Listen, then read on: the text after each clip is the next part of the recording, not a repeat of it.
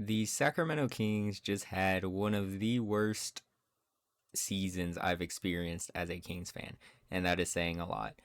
And this video has been a long time coming, so leave a like and subscribe. We are going to go into this nightmare season. Um, First, let's give a little long live to that 2023 Beam team. Poor picture quality, but they finished third in the Western Conference. I believe they had 48 wins. That was pretty much the most wins they've had in a long time.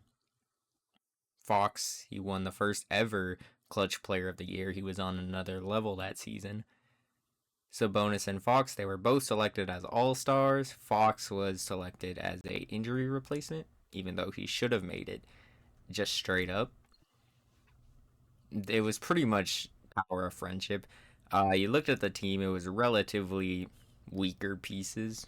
No, it was Fox, Sabonis, and a bunch of shooters pretty much. They took the defending champs to 7 games, which was very impressive. I remember after that season, I had very high hopes for that team. And obviously, it did not live up. Um, we should acknowledge it was a pretty weak Western Conference that year, a pretty weak league in general as compared to this season. I believe pretty much everyone thought the Bucks or Celtics were coming out the East, and Nuggets were the only real contending team it seemed in the West.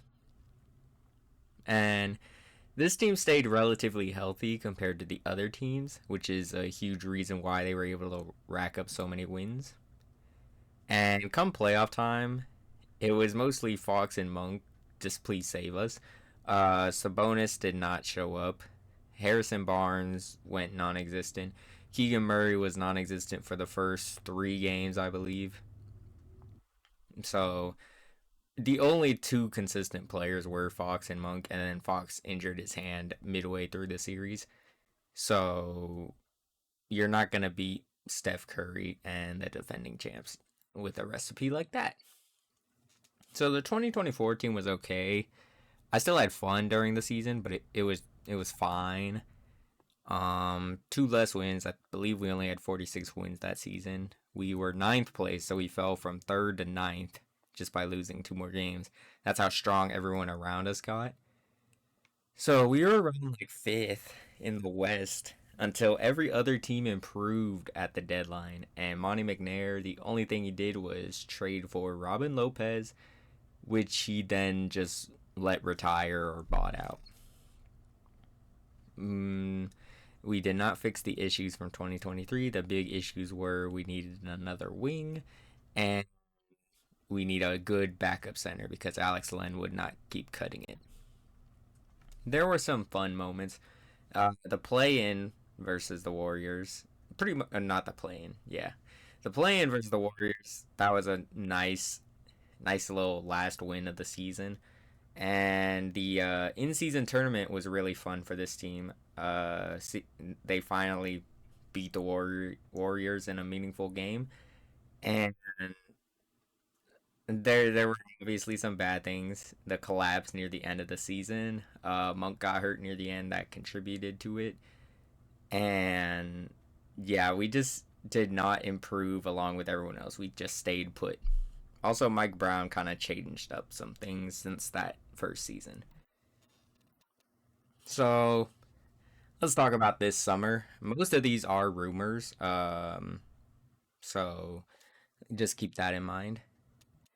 We drafted Devin Carter when some players were informed that we were trading the pick for a wing. The John Collins trade fell through. There's rumors it was because Mike Brown didn't want him, but I'm not very inclined to believe that. I believe they just started blaming everything on Mike Brown after he was fired because he can't really defend himself. Fox said, if Brown is gone, trade me because he wanted stability. Now, if they people around the organization really wanted to fire Brown. You should have done the Fox trade that off season. You would have got a lot more value. And some players did want Brown gone. You signed DeMar DeRozan, traded Davion Mitchell for Jaden McDaniels, who you then released, I believe, and that was basically it for the summer. You did not fix your issues. You still needed a 3-and-D wing, and you still needed a backup center. DeMar DeRozan helps your strengths, but he doesn't help your weaknesses, which are the big thing. And the flaws of Mike Brown, um, he was pretty stubborn about players, and his rotations were not great. Um, but I'm gonna defend him a bit. The GM or owner, you should have got rid of players that he kept playing and they were not winning us games, like Kevin Herter and Colby Jones, and get him some wings. So you should have at least changed it so that he's forced to look at new options. There was also another report today not playing Keon Ellis, which was Kings fans' biggest gripe about him. Not playing him, that was not solely his decision. It was probably part of management too. I have a theory that it is Wes Wilcox because what do you call Wes? He the second he left, immediately, Keon Ellis started starting. So that's just my theory.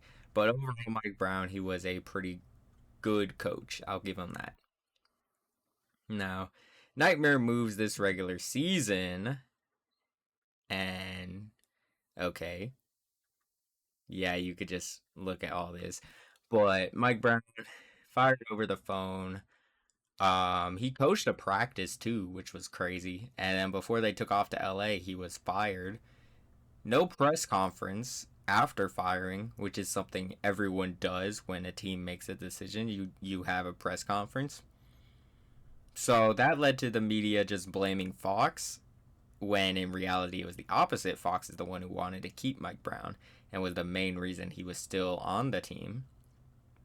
But no one coming out to protect your star player, not a good move. John Collins trade fell through because you backed out of it and you told players it was happening. This was near the trade deadline. They told the players that a John Collins trade was going to happen, and then they just backed out of it. I believe this was around when they were going up to play Brooklyn, so they probably backed out and wanted to try to get Cam Johnson again. When when your star player behind the scenes is making threats of leaving, you just make the quickest move that would satisfy him. You don't try to do. You need to be not be afraid to make bad moves. Okay, that's what makes a good GM. The whole De'Aaron Fox drama came out. His agent did put that out there. Um, Trading Fox for Zach Levine and not getting any young assets. That was a horrible move. Trading for what Fox was begging for in a backup center and a wing after you trade the man. You make the Jake LaRavia trades and the Jonas Valanciunas trades after Fox. So, and all that, you got the 9 seed. You're 2 games below 500 and you had a blowout loss at home to the only team who made a worse trade than you. What are we doing, you guys? So, this is what should have happened. Trade for a great dynamic wing in the summer. Someone like John Collins or Cam Johnson. You have to treat your star like he's the star of your team. Successful teams know this. The Lakers, I've brought up this again. The Lakers, when Kobe demanded out, they told him, no, sit back down. We're going to get you some help right now. When Curry wanted a move this season that he was begging for, they went and got Jimmy Butler. They stopped being stingy about players and they just got him and then they extended him to make him happy. A move I criticized at the time because I thought the extension was insane, but it seems like it's working pretty well. Now, the consequences of that, you could be like the Lakers, and when LeBron wanted Westbrook, you go and do that, and it ends up not working. However, listening to your star player, especially when this guy isn't even asking for too much, just a wing, he's not asking for another star, it should be so simple. Extend Mike Brown, but you gotta big bro him. You gotta tell him, hey man, these rotations, they are not cutting it. You cannot play Kevin Herter anymore, and you cannot play Colby Jones anymore. I can see these stats. Kings fans can look up these stats. So I pretty much expect the GM to look up these stats. And I know it's not all the GM, but I expect him to do this. And if it came down to it, you gotta pick Fox over Sabonis. There's no question. Everyone around the league thinks Fox is our best player.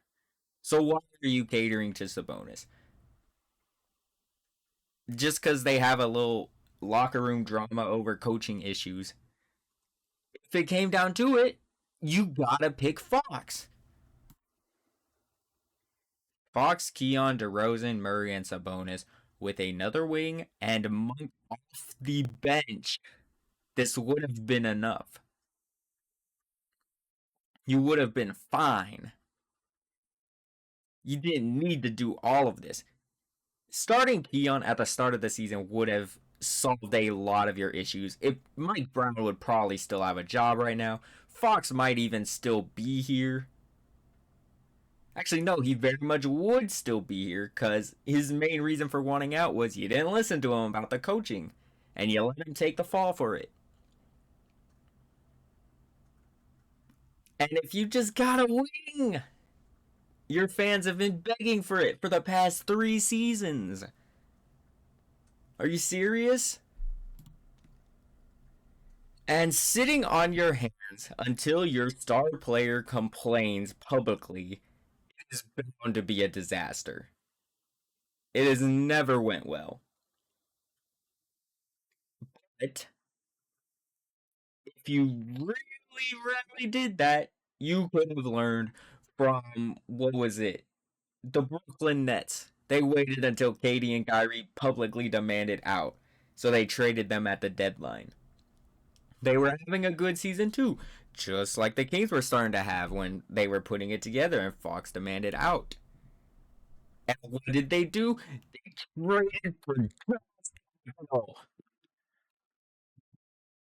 They traded for young players. They didn't trade for a 29-year-old who has seen one playoff series and didn't even play that good in it. They didn't trade for such a one-dimensional player where if he's not scoring, what is he doing out there? They traded for young players that they could flip for more draft capital, and you could properly rebuild.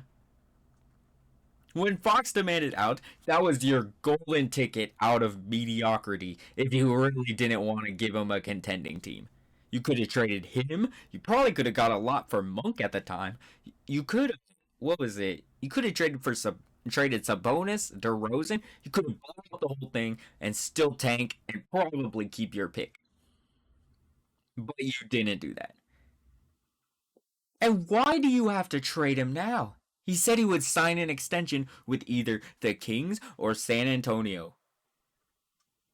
Make him make that choice. Make him the bad guy in this scenario, okay? Offer the contract again in the summer. If he says no, then people have more reason to view him as a bad guy, so you can trade him. You don't have to trade him right now. The summer you would have got a lot more calls and a lot more time to negotiate. So, what do you do now? You probably don't have a draft pick. I saw we have a 4% chance of keeping our pick. It is probably not going to happen. Yeah, no first round pick this year. Monty McNair was fired literally an hour after the game ended. So that brings the question: why did you let him trade Fox? Why would you do that? Especially since, did I put it here? Scott Perry was hired. I do like Scott Perry, by the way. I like that hire. But since he was hired literally like 12 hours after the game ended, so why were you letting Monty McNair make a franchise-altering decision? Now I saw he didn't want to do the Levine trade, and it was mostly Vivek. However, you let this guy who screwed up since the 2023 summer or 2020, what was it, 2022 summer. He hasn't made a good move since trading for Kevin Herter and signing Malik Monk. You let that guy do the deal. And how am I supposed to believe maybe that guy did want Zach Levine?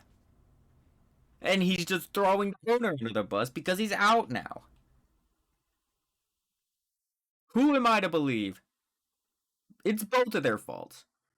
But we'll get into that later. Scott Perry, he did that, and I like it. He has a lot of experience, so hopefully, fingers crossed, we just let him cook. And I would love Christie as a head coach, but you gotta just let Perry pick his guy.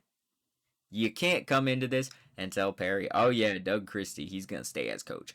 You're immediately turning off the GM, basically saying, yeah, you don't make the calls around here. You have to let him pick. And if he wants Taylor Jenkins, if he wants, what do you call, who's another coach that just got fired? Uh, is Frank Vogel available? I don't know. If he wants Budenholzer, whatever. If he wants some guy from the G League, whatever. Let him pick. Just please, please just let him cook. Give him at least 2 off seasons to build up a nice future. Maybe 3, just because what was it? You don't even have a first round pick this year. Trade everyone besides these few players. Keon Ellis, you cannot let this man go. This man is so valuable, and if you let him go, you better get a lot more in return for him. Every team is gonna want him, so you better ask for the moon in return. Keegan Murray, yeah, everyone's gonna want him too. What do you call? So just if you do trade him, make sure that you get a lot in return. Isaac Jones, you gotta keep him. Not many people are gonna want him because he doesn't really play that much, but you gotta keep him. He's got a good future. And Devin Carter. These players are all young and they try very hard, and that is what you need to make a foundational core to this rebuild. So, who should we trade?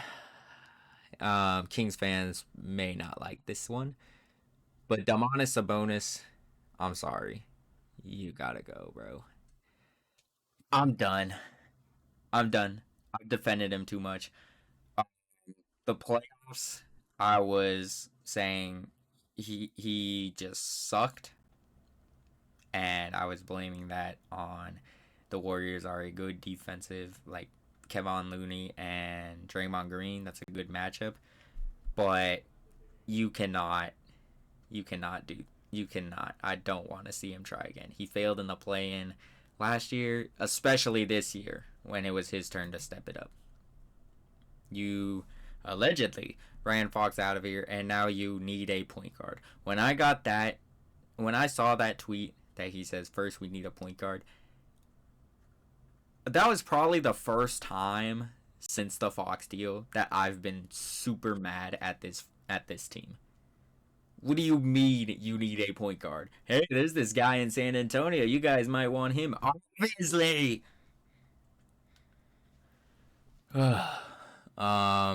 Shit runs down his leg every big game. I said that last video, but I mean it. I truly do mean it. He is not a great player in the postseason. So he has a huge contract, 3 years, 144 million left. I don't know why I put that twice. So teams do need a center. He is hard to build around. You could maybe get one mid first rounder with protections and prospects or second rounders. I'm not really sure what his trade value is. Only teams I could think of that might want him is the Pelicans, maybe the Warriors, but he costs too much for them. Lakers maybe. Just teams that need a center.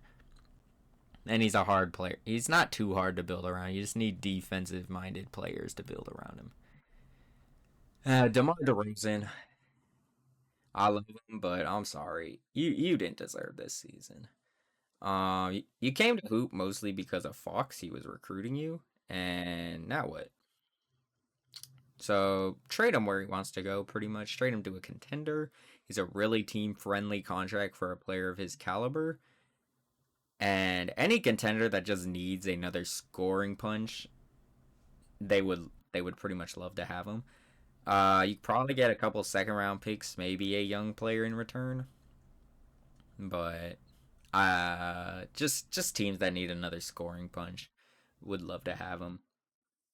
And Malik Monk, I love him. He was during the Beam team, he was my second favorite player, but besides De'Aaron Fox, and or second or third, him or Keegan. But he would give us the best possible deal. Took a discount for the city, but now he sucks. So I wouldn't blame him if he wanted out. So he has a very good contract, 3 years, 60 million left with a player option after the second year. So keep that in mind. But any team that just needs a great off the bench or another ball handler, it's a pretty good price to pay. Maybe two first rounders or young players. Teams are more cautious about giving up first rounders now. I do think he is worth a lot and probably worth the most besides the players I said not to trade. I would love him to stay a king, but if he wants to go somewhere else, I don't blame him at all. Lastly, Zach Levine. I don't know how. I don't know how. Get him off my team. I don't even know why we traded for him. Oh my god, who trades their best player for Zach Levine and nothing else besides a 2031 first rounder that might be good? Every other first rounder was so bad. It was boo boo. Oh god. Trade analysis. He has the worst contract in the NBA besides Beal. 2 years, $96.4 million left. Rounded. Only a desperate team would trade for him.